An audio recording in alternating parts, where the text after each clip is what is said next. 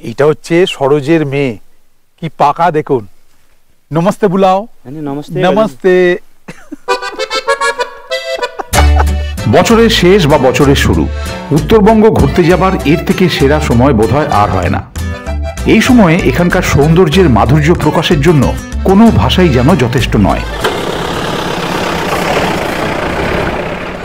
আর তার মধ্যে জায়গাটি যদি হয় অফবিট, তাহলে তো কথাই নেই। ये हमारा परमेक धाम का हवन कुंड है। इसमें हम लोग शादी ब्याह के लिए हवन कुछ वगैरह करते हैं। আজ নিয়ে যাব সেরকম একটি জায়গায়, খবর দেব একেবারে নতুন একটি হোমস্টের।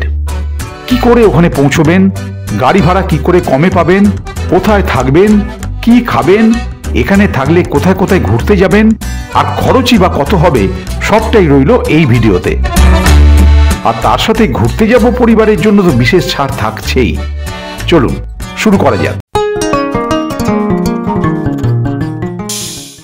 14ই ডিসেম্বর রাত 8টা সশরীরে হাজির হয়ে গেলাম শিয়ালদা স্টেশনে। চড়ে বসলাম 8:35-এর কাঞ্চনকন্যা এক্সপ্রেসে। Good morning. আজকে 15ই ডিসেম্বর 2024, রবিবার। আগের রবিবার এতক্ষণে আমরা সুন্দরবনে নদীর হাওয়ায় 3 দিনে গলার অবস্থা খুব খারাপ। আর তার মধ্যেই বেরিয়ে পড়েছি আবার নর্থ বেঙ্গলের উদ্দেশ্যে। ইচ্ছেগাঁও, শিলারিগাঁও, এসব নামগুলো আমরা তো অনেক শুনেছি, কিন্তু আজকে আমি যাচ্ছি শিরিষেগাঁও। একেবারে অফবিট একটা জায়গা। কালকে রাত্রি 8:35-এ শিয়ালদা থেকে কাঞ্চনকন্যা এক্সপ্রেস ধরে নিয়েছি, নামবো নিউ মাল জাংশন। শিডিউল টাইম হচ্ছে 9:10, কিন্তু এত কুয়াশা, এই 20-25 মিনিট মতো লেটে চলছে গাড়িটা। আর এই কাঞ্চনকন্যা এক্সপ্রেসে করে গেলে সিনারি কিন্তু ব্যাপক, জাস্ট ফাটাফাটি বলতে পারে। প্রথম দিকে 20-25 মিনিট লেট থাকলেও পরে যেন সেই লেট আরও বেড়ে গেল। অবশেষে 1 ঘন্টা 35 মিনিট লেট করে 11:15 নাগাদ নিউ মাল জাংশন এসে পৌঁছই। নিউ মাল জাংশন চলে এলাম, এসে এই জাস্ট বেরিয়েছি। 11:15টার সময় ঢোকালো। প্রথমে ভেবেছিলাম বোধহয় জাস্ট কুয়াশার জন্য হয়তো দেরি হচ্ছে, মিনিট 20 বা 25, কিন্তু এখন দেখছি না, এমনি আননেসেসারি অনেকক্ষণ দাঁড়িয়েছিল। এই গাড়ি এসে গেছে, এই গাড়িতে উঠবো, উঠে তারপর কথা হচ্ছে।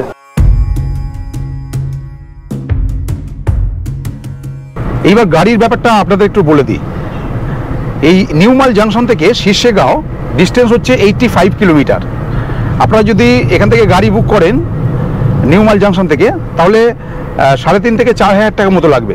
কিন্তু যে হোমস্টেতে আমি যাচ্ছি, সেই হোমস্টেকে যদি ফোন করে দেন, বলে দেন যে গাড়ি লাগবে, তাহলে কিন্তু 3 থেকে 3.5-এর মধ্যে হয়ে যাবে। হোমস্টের সঙ্গে আগেই কথা বলে জেনেছিলাম, নিজে যদি গাড়ি বুক করি তাহলে বেশ কিছু টাকা আমার বেশি পড়বে। সেখানে হোমস্টেকে বলে দিলে ওরা খানিকটা কমে গাড়ি করে দিতে পারবে। তার অবশ্য যথাযথ কারণও আছে। ড্রাইভার যদি হোমস্টের আশেপাশের হন, তাহলে ড্রাইভারের থাকা খাওয়ার খরচটা অনেকটাই কমে যায়। তাই স্বাভাবিকভাবেই গাড়ির রেটটাও খানিকটা কম হয়। তবে ইচ্ছে করলে আপনারা নিজেরাও কার বুক করে নিতে পারেন। গরুবাথান ঢোকার আগেই দাঁড়িয়ে গেলাম, জাস্ট 1 কিলোমিটার আগেই। এখানে ব্রেকফাস্টটা সেরে নেবো এই দোকানটায়, সুযোগ হোটেল। জিজ্ঞেস করলাম কি আছে খাবার, বললো লাচ্চা পরোটা। এই হচ্ছে লাচ্চা পরোটা। লাচ্চা পরোটা 2 পিস নিয়েছি, এর সঙ্গে ছোলার ডাল আছে, একটা সবজি আছে, বড় বিমের সবজি, আর তার সঙ্গে আচার দেওয়া আছে। এই পরোটা হচ্ছে 20 টাকা করে পার পিস। এই শিরশেগাঁও যাবার পথে গরুবাথান পিকনিক স্পটও দেখে নিতে পারেন, যেতে যেতেই পথে পড়বে। এছাড়াও আরেকটু এগিয়েই সামনে আপার ফাগু টি স্টেট, সেটাও দেখে নিতে পারেন। উত্তরবঙ্গে যতবারই আসি, চোখে স্বাদ যেন কিছুতেই মিটতে চায় না। ট্রেন থেকে মাটিতে পা পড়তে না পড়তেই পাহাড় দেখার জন্য মনটা আনচান করতেই থাকে। যেতে যেতে আরও একটা ভিউ পয়েন্ট আপনারা দেখে নিতে পারেন, সেটা হচ্ছে আম্বিয়াক ভিউ পয়েন্ট। এই যে দেখুন আম্বিয়াক ভিউ পয়েন্ট, এটাও দেখে নিতে পারেন। কিন্তু এখানেও ভিউটা কিন্তু অপূর্ব। এর পরক্ষণেই পড়লাম মহা বিপদে, যা পাহাড়ে ঘোরার মূল্যবান সময়ের প্রায় 3টি ঘন্টা আমার শেষ করে দিল। আমায় বাধ্য করালো আজ সারা দিনের প্রোগ্রাম ক্যান্সেল করতে। আজকে ভাগ্যটাই খারাপ, একে ট্রেন লেট করে ঢুকলো, তার উপর আবার এই এত বছরের মধ্যেই প্রথম পাহাড়ে উঠতে উঠতে গাড়ি খারাপ হয়ে গেল। নোবডি নোজ যে কখন গাড়ি খারাপ হবে, আমরা কেউ জানি না। যাই হোক, আপাতত আবার আমাদের ড্রাইভার দাদা থুবদেন দা আবার ফোন করে শিলিগুড়ি থেকে একজন মেকানিক দাদাকে আনলেন, উনি গাড়ি আমাদের ঠিক করে দিলেন। 3টে বাজে, অনেকগুলো প্রোগ্রাম ছিল। আচ্ছা যাই আমরা তাহলে, চলে। অনেকগুলো প্রোগ্রাম ছিল আজকে। কোলাখাম ভেবেছিলাম যাব, কোলাখাম, ছাঙ্গে ওয়াটারফলস, কিন্তু সেইগুলো আর হলো না। 3টে বেজে গেছে অলরেডি। এখন যাচ্ছি লাভা, ওখানে গিয়ে লাঞ্চ করব, তারপর ডিরেক্ট হোমস্টেতে যাব।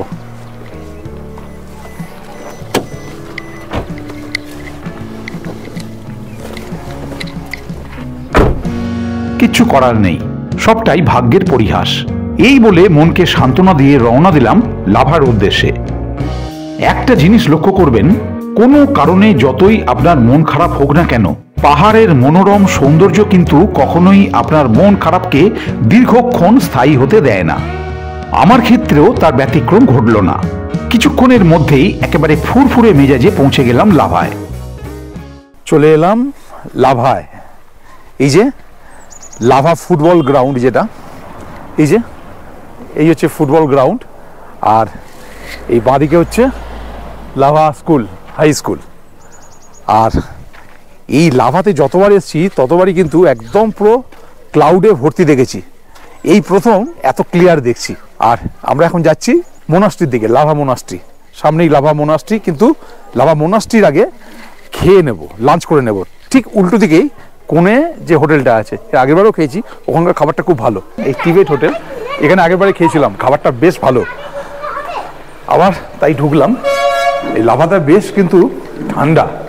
এই ঠান্ডার মধ্যে গরম গরম ভাত, ডাল, আলু ভাজা, একটা তরকারি, চিকেন, চাটনি, পাঁপড় আর রাইস একটা আছে, সেটা ওনারা বললেন যে যেহেতু দেরি হয়ে গেছে, ফুরিয়ে গেছে। এই টোটাল এই থালিটা 250 টাকা। খেয়ে হাত ধোয়ার সময় দেখলাম গরম জল দেওয়া হলো। এই ঠান্ডার মধ্যে বেশ ভালোই লাগলো। যারা শিরিষগাঁও হোমস্টেতে ডাইরেক্ট না গিয়ে মনে করবেন যে অন্যান্য সাইট সিইং করে তারপর যাবেন ওখানে, তারা কিন্তু এখানে খেয়ে যেতেই পারেন। যাই বলেন, পাহাড়ে যেন খুব তাড়াতাড়ি সন্ধেটা নেমে আসে। আর এই ডিসেম্বরে তো কোনো কথাই নেই, লাঞ্চ করা মাত্রেই যেন অন্ধকার। চোখে পড়ল সূর্যাস্তের মোহময়ী রূপ, আর পরক্ষণেই যেন ঘুটঘুটে অন্ধকার। তার মধ্য দিয়ে এসে পৌঁছলাম আলে রিট্রিট হোমস্টেতে। वेलकम सर, आपको आलू thank you, thank you, thank you. Welcome sir. আলে রিট্রিট হোমস্টেতে চলে এলাম। আস্তে আস্তে দেখছিলাম, অন্ধকার বলে কোনো শট নিতে পারিনি, একদম অফবিট একটা প্লেস, পুরো অন্ধকার, আশেপাশে কোনো হোমস্টে নেই, বিউটিফুল একটা পিস, সাইলেন্ট, এবং ওপর থেকে নিচের যে ভিউ চমৎকার লাগছে, চমৎকার। কিছু কিছু জায়গা আছে যেগুলো ভাষায় প্রকাশ করা যায় না, ঠিক সেরকমই লাগছিল। দেখা যাক, কালকে সকালে পুরোটা দেখবো এবং আপনাদেরকেও দেখাবো। আপাতত রুমে যাই। রুমে ঢুকে বসতে না বসতেই গরম গরম চা আর পকোড়া এসে হাজির। আসতে না আসতেই গরম গরম পকোড়া চলে এলো। ইভিনিং স্ন্যাক্সের পকোড়া, সস, এখানে ব্ল্যাক টি আছে, তার সঙ্গে সুগার আছে, আলাদা করে সুগার দেওয়া হয়েছে। যদি সুগার আপনার লাগে তো এখানে মিশিয়ে নিতে পারেন। আর যাই হোক, বলে দিই, এখানে আপনারা যদি মনে করেন যে বিস্কিট খাবেন, এনারা বিস্কিট দিয়ে দেবেন। আর যদি চান এক্সট্রা চার্জ দিয়ে, তাহলে চিকেন পকোড়াও পেতে পারেন। এছাড়াও যদি বলে দেন যে মোমো দিতে, এক্সট্রা চার্জ দিয়ে মোমো নিতে পারেন। রুমটা কিন্তু জাস্ট ফাটাফাটি। এই আলে রিট্রিট হোমস্টেতে 3টে রুম আছে, আর 3টেই 4 বেডরুম। এই দেখুন, এই একটা খাট আছে এবং এই একটা খাট আছে, এবং দুটো খাটেই দেখুন 2টো করে বালিশ দেওয়া আছে এবং 4টে করে ব্ল্যাঙ্কেট দেওয়া আছে। এখানে প্রচণ্ড ঠান্ডা। আর তাছাড়াও দেখুন, এখানে রুম হিটার আছে, এই যেখানে রুম হিটার আছে। আর এছাড়াও এই টেবিলে দেখুন একটা ফ্লাক্স দেওয়া আছে, দুটো গ্লাস, একটা জগ, একটা অ্যাস্ট্রে, 2টো জানালা আছে, বেশ বড় বড় সাইজের, এই একটা জানালা এবং এই একটা জানালা।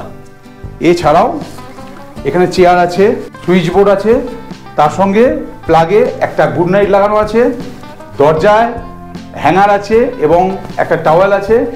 এছাড়াও এখানে একটা আয়না আছে। আর ওয়াশরুমটা দেখাই, এই হচ্ছে ওয়াশরুম। ওয়াশরুমে দেখুন বেশ পরিষ্কার পরিচ্ছন্ন। এখানে শাওয়ার আছে, ইনস্ট্যান্ট গিজার আছে, আয়না আছে, বেসিন আছে, বেসিনে সপ আছে, এখানে একটা ডেটলের হ্যান্ড ওয়াশ আছে, কোমর আছে, বেশ পরিষ্কার পরিচ্ছন্ন, হ্যান্ড শাওয়ার আছে। এছাড়াও যেমন কল থাকার কথা, কল তো আছেই, এবং বালতি, মগ সব কিছুই আছে। আর সব থেকে ইন্টারেস্টিং যে ব্যাপারটা সেটা হলো এই যে জানলাটা, এই জানলাটা খুললে আপনার চোখের সামনে ভেসে উঠবে কাঞ্চনজঙ্ঘা। সেটা অবশ্যই দিনের বেলা, এখন তো দেখা যাবে না, তাই কালকে সকালবেলা আমিও দেখব এবং আপনাদেরকেও দেখাবো। এইবার এখানকার রেটটা বলে দিই। এখানে সিজন অনুযায়ী এবং আপনারা গ্রুপে কতজন আসবেন তার উপর ডিপেন্ড করে per head per day fooding এবং লজিং মিলিয়ে 1200 থেকে 1400 টাকা ধার্য করা হয়েছে। আর আমার চ্যানেলের নাম বললে এর উপরেও পাবেন আকর্ষণীয় ছাড়। এখন রাত্রি 9টা বাজে। এনারা আমাকে জিজ্ঞেস করেছিলেন কখন ডিনার করব। আমরা মোটামুটি কলকাতায় থাকলে 10টা, 10:30টার আগে ডিনার করি না, কিন্তু এনারা বলেছিলেন 8টায় করে নিতে। কিন্তু আমি বললাম অত তাড়াতাড়ি খেলে আমাদের তো একটা অভ্যাসের ব্যাপার আছে, যার জন্য বললাম যে 9টা করে দিতে। তো এখন একদম কাঁটায় 9টা বাজে, ওনারা ডিনার দিয়ে গেছেন রুমে। এত ঠান্ডা, ডাইনিং আর গেলাম না, রুমেই চলে এসছে খাবার। বললাম এখানেই একটু সার্ভ করে দিতে, দিয়ে গেছেন। নিয়েছি একদম গরম গরম রুটি, হাতে গড়া রুটি, এর সঙ্গে ডিমের অমলেট, চিকেন আছে। যেহেতু দুপুরবেলা চিকেন খেয়েছি ওই জন্য বললাম আর চিকেন দেবেন না, অমলেট করে দিতে। সুন্দর করে অমলেট দিয়েছেন। আর এছাড়াও আছে স্কোয়াশের সবজি, বিনসের সবজি, এছাড়াও আছে স্যালাড, চাটনি আর ডাল। এই ডালটা হচ্ছে এখানকার লোকাল খেতির যে ডাল, এনারা নেপালি ভাষায় বলেন মৌসমকা ডাল। এক্সট্রা রুটিও দিয়েছেন। ডিনার করিনি, কালকে কিন্তু আমাদের সুন্দর একটা জার্নি আছে, ট্রেকিং আছে, দারুণ আছে। এবং তার থেকেও বড় কথা, সকালবেলায় কথা দিয়েছি যে এই জানলা থেকে কাঞ্চনজঙ্ঘা দেখাবো আপনাদেরকে, সেটাও আছে। Good morning from Sillerygaon. প্রচণ্ড ঠান্ডা এখানে। আমি জাস্ট খালি উঠে মোবাইল দেখলাম, টেম্পারেচার দেখাচ্ছে 6 ডিগ্রি, বাট আমার মনে হচ্ছে আরও বেশি ঠান্ডা, আরও কম হবে টেম্পারেচার। জাস্ট খালি উঠলাম, উঠে জ্যাকেটটা টুপিটা পরলাম, ব্যাগটা নিলাম। কালকে আপনাদের বলেছিলাম যে রুম থেকে জানলাটা খুললে কাঞ্চনজঙ্ঘা দেখা যায়, সেটা দেখাবো এবং আমি নিজেও দেখব। চলুন জানলাটা খুলি, দেখি। পর্দা সরালাম। ওয়াও, এখন পাক্কা 6টা বাজে ঘড়িতে, মোটামুটি দিনের আলো ফুটে গেছে। ওয়াও, দেখুন হোয়াট এ নাইস। দেখুন খালি একবার, কি বিউটিফুল লাগছে। থ্যাংক গড, ওয়েদার পুরো ক্লিয়ার। Wow wow wow. কাঞ্চনজঙ্ঘার রূপ রুম থেকে দেখে পোষালো না, ওই জন্য বেরিয়ে পড়লাম। একটা ওখানে লাইট পোস্টের একটা অবস্ট্রাকশন আসছে, ওইটার জন্য আমার কাছে বিশাল বাধা বলে মনে হচ্ছে। ওই জন্য এই দাদা সরোজদা বললেন এই যে এই বিল্ডিংটা আছে এখান থেকে আরো পরিষ্কার এবং কোনো অবস্ট্রাকশন থাকবে না, তাই যাচ্ছি ওখান থেকে দেখার জন্য। এই হচ্ছে আলে রিট্রিট হোমস্টে যেখানে আমি আছি। আর এই যে লাইট পোস্টটা, যখন আমি জানলা থেকে কাঞ্চনজঙ্ঘা দেখছিলাম তখন এই লাইট পোস্টটা মুখের সামনে থেকে দেখা যাচ্ছিল, কিন্তু কাঞ্চনজঙ্ঘা দেখছি আর মুখের সামনে যদি একটা কেউ আঙুলও রাখে মনে হয় যেন বিশাল একটা পাহাড় মুখের সামনে কেউ রেখেছে। তার জন্য এখানে চলে এলাম। এটা একটা কনস্ট্রাকশন হচ্ছে, এনাদেরই প্রপার্টি। এটাও 6 থেকে 7 মাসের মধ্যে হোমস্টে তৈরি হয়ে যাবে। এখান থেকে কিন্তু সেই লাইট পোস্টটাও নেই। আর এখানে কিন্তু প্রচণ্ড হাওয়া, যার ফলে বেশ ঠান্ডা লাগছে। কিন্তু সেই সব ভুলে যাচ্ছি যখন এই অপরূপ শোভাটা দেখছি। দেখুন, দু চোখ ভরে দেখতে রইলাম শ্বেত শুভ্র কাঞ্চনজঙ্ঘার নৈসর্গিক নান্দনিক রূপ। সকাল সকালই মনটা একবারে খুশ হয়ে গেল কাঞ্চনজঙ্ঘা দেখে। এত ক্লিয়ার দেখলাম, এখনো দেখা যাচ্ছে, এখানে সব জায়গা থেকেই দেখা যায় এই হোমস্টের চারপাশ থেকে। আকাশ ক্লিয়ার থাকলেই কাঞ্চনজঙ্ঘা দেখা যায়, কিন্তু প্রকৃতির খেয়াল কখন যে ওয়েদার ক্লিয়ার থাকবে কেউ বলতে পারে না। তবুও ডিসেম্বর, জানুয়ারি, ফেব্রুয়ারি এই 3 মাস যে ভাগ্য সুপ্রসন্ন থাকবে সেটা মোটামুটি হলফ করেই বলা যায়। এই চাটা যেন এত ঠান্ডার মধ্যে মধুর থেকেও বেশি মিষ্টি লাগছে। চা খেয়ে এই হোমস্টের আশপাশটা একটু দেখিয়ে দেবো, কারণ কালকে সন্ধ্যাবেলা এসেছি, চারপাশটা দেখানো হয়নি। এই হচ্ছে আলে রিট্রিট হোমস্টে। দেখুন সামনেই একটা কার পার্কিং আছে, গাড়ি দাঁড় করানো আছে। এখানে উল্টো দিকেই একটা কার পার্কিং হতে পারে, এখানে একটা গাড়ি ইজি দাঁড়াতে পারে, স্পেস আছে সেরকম। আর শুধু তাই নয়, এই যে পাশেই যে রাস্তাটা দেখুন, এই রাস্তাটা উঠে গেছে, এই সামনেটাই কিন্তু একটা বড় স্পেস আছে গাড়ি রাখার, কারণ এদের অনেক বড় প্রপার্টি, যার ফলে অনেকটা স্পেস আছে। এবার বলে দিই, এই যে এখান থেকে ঢুকছেন, ঢুকে এখানে একটা রুম আছে, এটা ওনাদের নিজেদের ব্যবহারের জন্য রুম, এবং এর ওপরটা হচ্ছে এনাদের রেসিডেন্স, এনারা নিজেরা থাকেন। আর তিনটে যে রুম বলছিলাম, এই হচ্ছে প্রথম রুম। রুমগুলোর ক্যাটাগরি মোটামুটি সবই এক। এই দেখুন, এই হচ্ছে রুমগুলো আমি আমার দেখিয়েছি, মোটামুটি সব ক্যাটাগরি একই। এবং শুধু তাই নয়, প্রত্যেকটা রুম থেকে কিন্তু কাঞ্চনজঙ্ঘা ভিউ, এই ডান দিকে কাঞ্চনজঙ্ঘা প্রত্যেক এই যেমন জানলা দিয়ে দেখা যাবে। আর এই রুমটায় আমি আছি, এই যে এই রুমটা তো দেখেই দিয়েছি আপনাদের, এই রুমটায় আমি আছি। আর আরও একটা রুম হচ্ছে এইটা, নাম্বার 3। প্রত্যেকটা রুম থেকে কিন্তু কাঞ্চনজঙ্ঘা দেখা যাবে। এই একটা রুম, প্রত্যেকটা রুমের কিন্তু ক্যাটাগরি সেম। এই শিরিষে গাঁও সমুদ্র পৃষ্ঠ থেকে 5000 ফিট হাইট। এখান থেকে কিন্তু শিলারিগাঁও, ইচ্ছেগাঁও, দারাগাঁও সব কিন্তু সামনাসামনি। এই রাস্তা চলে গেছে ভেতর দিয়ে একটা গ্রামে। জাস্ট 2 কিলোমিটার গেলেই স্ট্রবেরি প্ল্যান্টেশন আছে, একটা ছোট্ট গ্রাম পড়বে, তারপরেই কিন্তু স্ট্রবেরি প্ল্যান্টেশন আছে। এবং এই পুরো বেলটাই হচ্ছে সিনকোনা প্ল্যান্টেশন। এবার আমি চলে এসেছি হোমস্টের ঠিক ছাদে। এতক্ষণ ওইখানে দাঁড়িয়েছিলাম নিচে, এখন ছাদে চলে এসেছি। এখান থেকে পুরো সিকিম খুব সুন্দর দেখা যাচ্ছে। দেখুন, এটা হচ্ছে পুরো সিকিম, ওই জায়গাটা হচ্ছে নামচি, আর এইখানে হচ্ছে এই জায়গাটা রংপো, আর ওই দিকটা হচ্ছে গ্যাংটক। আর এখান থেকে সিকিমের বিখ্যাত যে view point, Tanvir view point, এটা দেখুন, এখান থেকে পরিষ্কার দেখা যাচ্ছে। আর তার ঠিক উল্টো দিকের পাহাড়ে হচ্ছে দার্জিলিং। এটা অ্যাকচুয়ালি বার্মিক গাঁ। এই বার্মিক গাঁয়ে কিন্তু ছোট ছোট অনেক গ্রাম আছে, তার মধ্যে মোস্ট পপুলার যেগুলো, যেমন রামধুরা। এই যে উপরে দেখুন, এই যে বাড়িগুলো দেখা যাচ্ছে, এই হচ্ছে রামধুরা। আর এই হচ্ছে শিরিষে গাঁও এইটা। আর এইটা হচ্ছে দারাগাঁও, এর ঠিক পাশেই হচ্ছে দারাগাঁও, ওই জায়গাটা। আর দারাগাঁওয়ের ঠিক ওপরটা হচ্ছে হল্প। ব্রেকফাস্টে বসে গেছি। ব্রেকফাস্টে আজকে আমি রুটি চাইছি, তাই রুটি দেওয়া হয়েছে, গরম গরম রুটি আছে, এর সঙ্গে আলুর দম আছে, আর আছে টমেটোর চাটনি। এই টমেটো হচ্ছে এনারা নিজেরা চাষ করেছেন, সেই চাষের টমেটো, সেই দিয়ে চাটনি বানিয়েছেন, সেই চাটনি। আর এর সঙ্গে তো গরম গরম চা আছেই। এই ব্রেকফাস্ট করে নিই। ব্রেকফাস্ট করে নিয়ে একটা দুর্দান্ত ট্রেকিং করবো আজকে। সেই ট্রেকিংটা আপনাদের দেখাবো, ভীষণ ভালো লাগবে। শিলারিগাঁও চলে যাব গাড়ি করে, তারপর ওখান থেকে ট্রেকিং করতে করতে আমরা আবার হোমস্টেতে ফিরবো। গেস্টদের ঘরে ডেকে নিয়ে গিয়ে সাদরে আপ্যায়ন করে খাওয়ানো, অর্থাৎ হোমস্টের পরিবেশ ঠিক যা হওয়া উচিত সেইটাই যেন এখানে বর্তমান। চান কমপ্লিট, ব্রেকফাস্ট কমপ্লিট, বেরিয়ে পড়লাম। এখন গাড়ি করে যাব শিলারিগাঁও, ওখান থেকে ট্রেক করতে করতে আসবো ইচ্ছেগাঁও। তারপর দেখি টাইম অনুযায়ী গাড়িকে ডেকে নেবো। আজকে আবার অন্য গাড়ি দিয়েছে দেখছি, গাড়িকে ডেকে নেবো। মোট কথা লাঞ্চের আগে হোমস্টেতে এসে পৌঁছবো, কারণ আজকের লাঞ্চ এই হোমস্টেতেই হবে। বলে দিই, এই শিরিষে গাঁওয়ের অবস্থান এমন একটি জায়গায় যেখানে থেকে আপনি ঘুরে নিতে পারবেন সমগ্র কালিম্পং, কোলাখাম, ছাঙ্গে ওয়াটারফল, রামধুরা, শিলারিগাঁও সহ অসংখ্য দ্রষ্টব্য স্থান। এমনকি চাইলে এখান থেকেই দিনের দিনে ঘুরে আসতে পারেন জুলুক বা ওল্ড সিল্ক রুট সহ বাবা মন্দির, ছাঙ্গুলেক, নাথুলা। এখানে থেকে ঠিক কোথায় কোথায় ঘুরতে পারবেন তার একটা ডিটেল আমি এই ভিডিও ডেসক্রিপশন বক্সে দিয়ে দিলাম। শিলারিগাঁও যেতে যেতে পথে পড়লো রামধুরা ভিউ পয়েন্ট, জাস্ট শিরিষে গাঁও থেকে 7 কিলোমিটার। তাই এখানে নেমে পড়লাম, একবার এই ভিউটাকে দেখে নিই এবং আপনাদেরকেও দেখিয়ে দিই। এইখান থেকে কিন্তু ভিউটা আরও চমৎকার লাগছে। দেখুন, এটা হচ্ছে রামধুরা ভিউ পয়েন্ট, দেখুন কি বিউটিফুল লাগছে।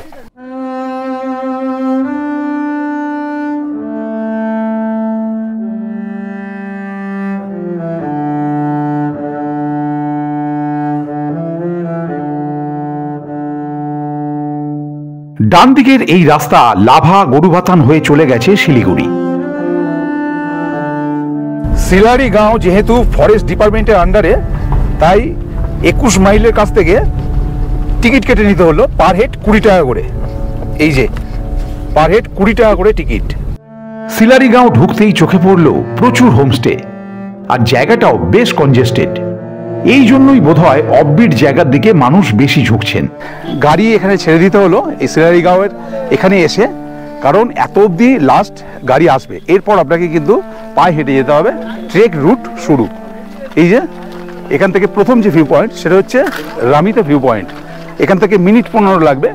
তারপর ওখান থেকে আমরা আবার ব্যাক করে আসবো, এসে বাঁদিকের এই রাস্তাটা, বাঁদিকের এই যে রাস্তাটা এখান দিয়ে উঠে যেতে হবে ইচ্ছেগাঁও।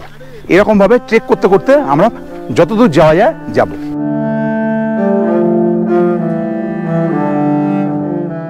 শিলারিগাঁওটা জাস্ট ছেড়ে আসার পরেই একদম পুরো পিস সাইলেন্ট, নিজের পায়ের শব্দ ছাড়া আর কিছুই শোনা যাচ্ছে না।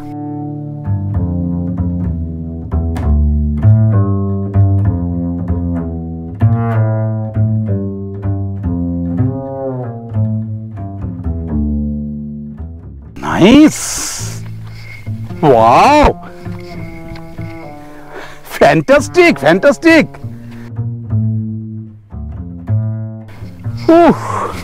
খুব বিউটিফুল লাগছে,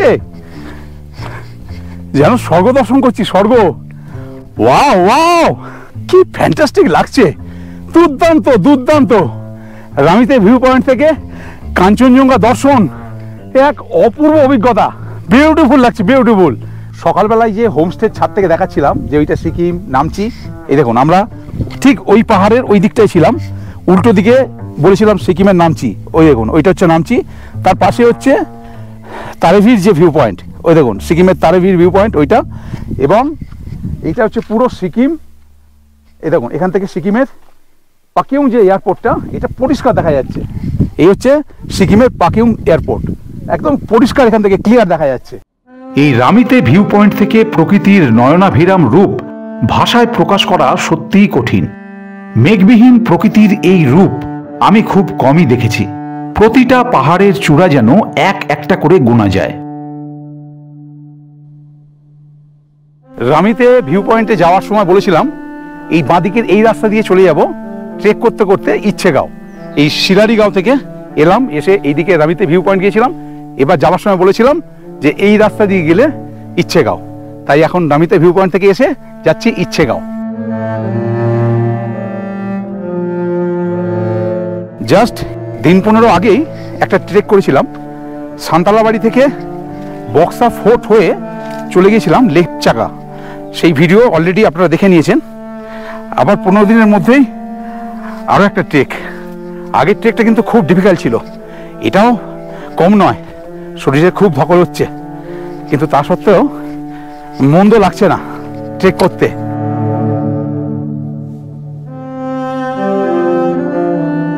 প্রকৃতির কোলে ঘুরে বেড়াতে চাইলে শরীর ফিটে রাখাটা যে কতটা জরুরি সেটা সরোজ ভাইকে দেখে খুব ভালো রকমই আন্দাজ করতে পারছি। 15 দিনের মধ্যে দুটো শক্ত ট্রেক, বেশ কষ্টসাধ্য একটা ব্যাপার। আর এটাও কিন্তু কম শক্ত নয়, বেশ চড়াই, দেখুন কত উঁচুতে। ওই যে সরোজ ভাই যাচ্ছে, দেখুন কত উঁচু। এই ট্রেকটা কিন্তু আপনারা করবেন, ভীষণ ভালো লাগবে, ভীষণ দারুণ একটা অভিজ্ঞতা অর্জন করতে পারবেন। দেখুন বাঁদিকে পুরো পাহাড় জঙ্গল, আর ডান দিকে খাদ, জঙ্গল তো আছেই। এখন বেলা 1টা বাজে, এই জঙ্গলের ভেতর দিয়ে যাচ্ছি, এখনই কিরকম ভয় ভয় লাগছে। এবং আপনারা যদি ভোরবেলার দিকে কিংবা একটু বিকালের দিকে আসেন তাহলে গ্যারেন্টি ভয় লাগবে, কিন্তু অতি অবশ্যই গাইড সঙ্গে রাখবেন। গাইড হয়তো 100-5 টাকা নেবে, কিন্তু আপনার সারাদিন দুর্দান্ত ঘুরিয়ে দেবেন।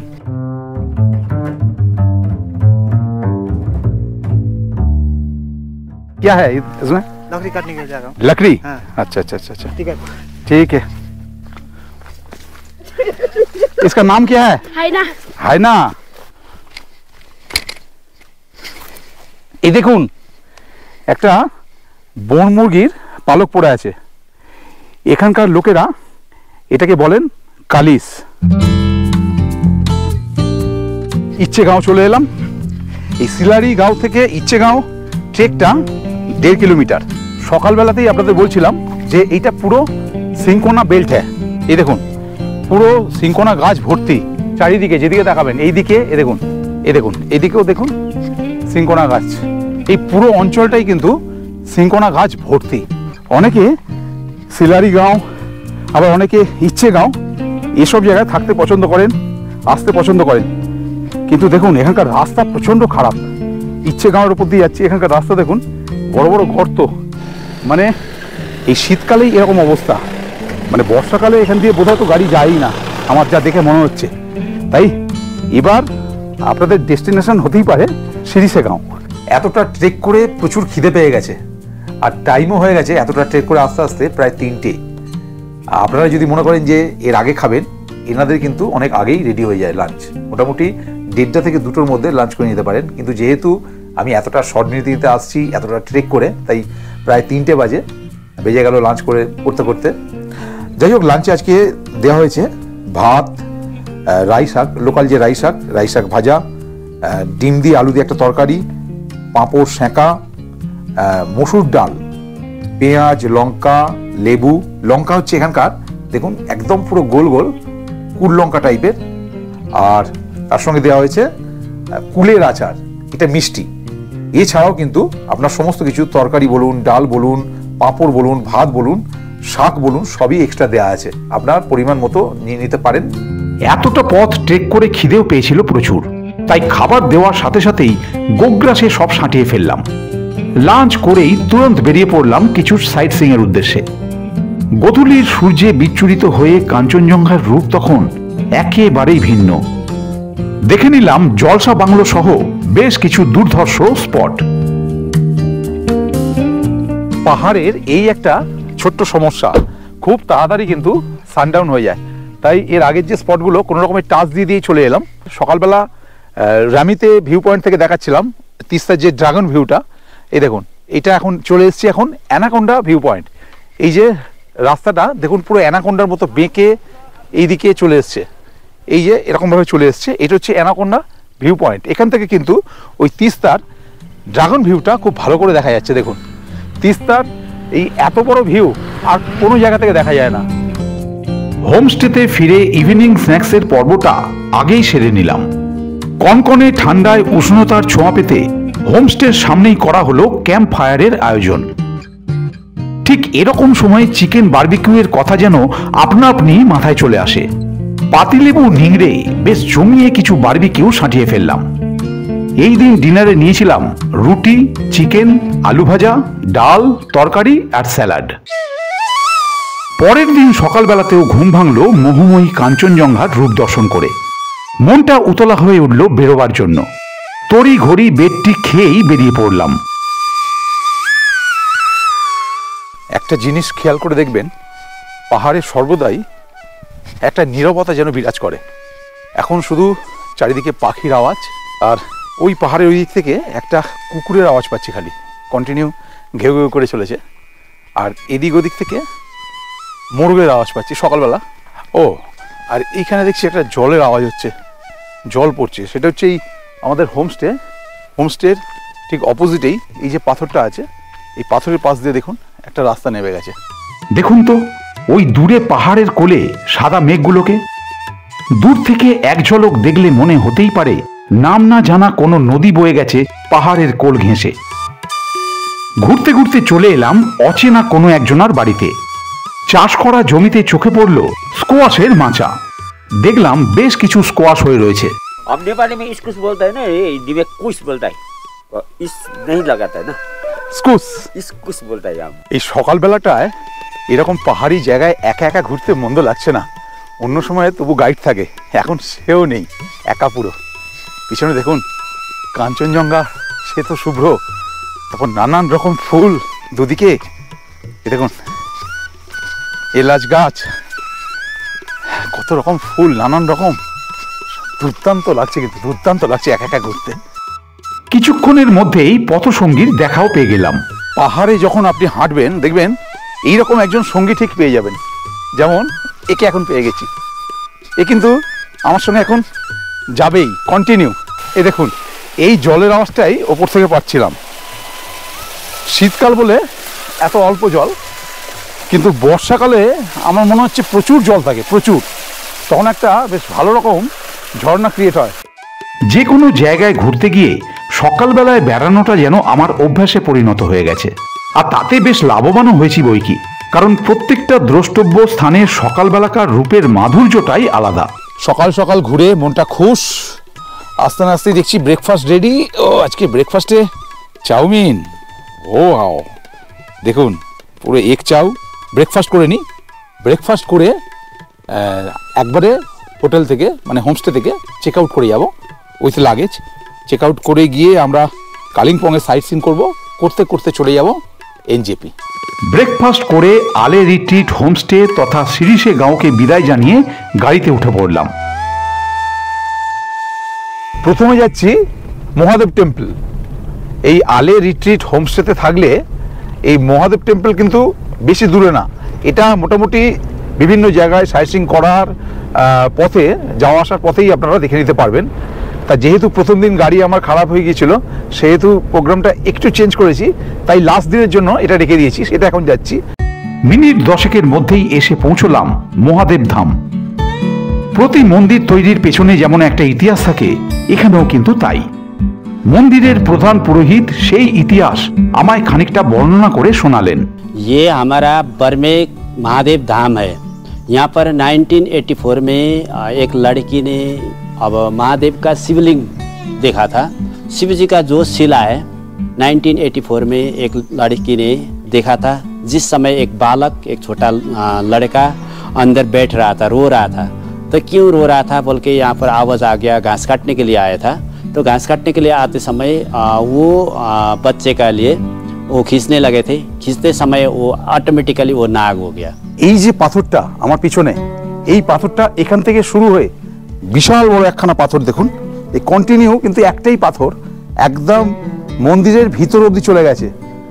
বিশাল বড় পাথর, এই যে দেখছেন মন্দিরের ভিতরে, এই পুরো পাথরটা কিন্তু একটাই পাথর এবং এটাকেই ভোলে বাবার স্বরূপ হিসাবে পূজা করা হয়।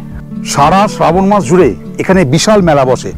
সেই সময় নেপাল, ভুটান, সিকিম, দার্জিলিং সহ বাংলার বিভিন্ন প্রান্ত থেকে প্রচুর মানুষজন এখানে আসেন। প্রায় প্রত্যেক দিন 10,000 ভক্ত সমাগম ঘটে এখানে এবং সেই সময় বিনামূল্যে 1 মাস ধরে প্রত্যেকটা মানুষকে ভোগ খাওয়ানো হয়।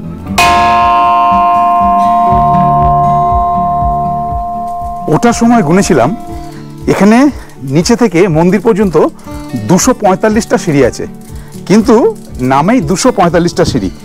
দেখুন সিঁড়িগুলোর হাইট দেখুন, এত পাতলা পাতলা সিঁড়ি, যার ফলে আপনি 3 থেকে 4টে সিঁড়ি একবারে উঠে যেতে পারবেন। তাই আমার মনে হয় সব বয়সের মানুষেরাই এই মন্দিরে উঠতে পারবেন। এরপর দেখে নিলাম রাস্তার ধারেই অবস্থিত মাতাজি মন্দির।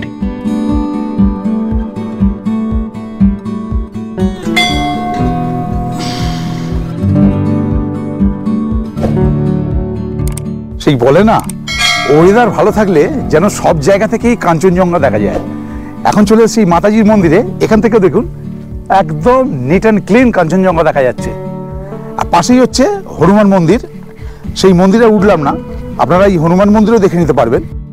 এরপর দেখলাম বুদ্ধ টেম্পল, আর তারপরেই চলে এলাম ডেলো পার্ক। পার্কের পথে প্যারাগ্লাইডিং তথা নানান রকম অ্যাডভেঞ্চার স্পোর্টসের অফিসগুলি যেন ডেলো পার্কের পরিচয় বহন করে চলেছে দিনের পর দিন। এই ডেলো পার্ক ঘুরতে কিন্তু বেশ খানিকটা সময় লাগে, এরিয়াটাও বিশাল, আর তার সাথে কাঞ্চনজঙ্ঘা সম্বলিত প্রাকৃতিক ভিউ আপনার বেশ খানিকটা সময় মুহূর্তের মধ্যেই কাটিয়ে দেবে। আজকে দেখছি প্রচুর ভিড়, আর সত্যি কথা বলতে কি এর আগে যতবার এসেছি ততবার কিন্তু এরকম ক্লিয়ার ওয়েদার পাইনি। আসলে ডিসেম্বর মাসে এই প্রথম আসা আমার এখানে, আর এত ক্লিয়ার ওয়েদার, মানে আকাশ একদম পুরো ব্লু এবং যে কোনো জায়গা থেকে কাঞ্চনজঙ্ঘা ভিউ সব জায়গা থেকে দেখা যাচ্ছে ক্লিয়ার। এইবার রাস্তার বাঁদিকে পড়লো আরো একটি বুদ্ধ মন্দির। এটা দেখে চলে এলাম মর্গান হাউস, আর তার সাথেই দেখে নিলাম মর্গান হাউসের ঠিক উল্টো দিকেই গল্ফ কোর্সটি।